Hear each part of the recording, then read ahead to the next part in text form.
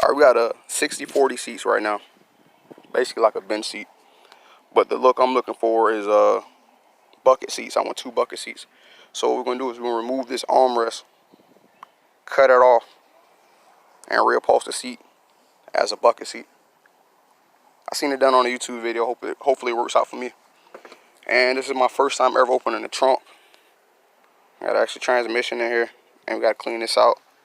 I want y'all to see how it looked before I go through, clean it out, and paint everything up and grind it down.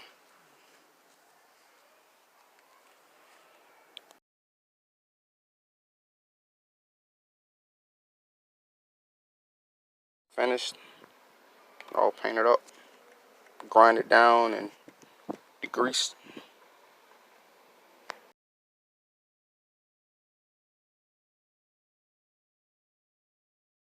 Carpet in. We got the door panels finished. Finished the dash. We got the rear panels finished.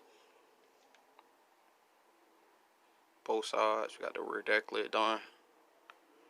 I just need this trim right here. The old one was rusted out, so I gotta order another one off of eBay so I can put the headliner in.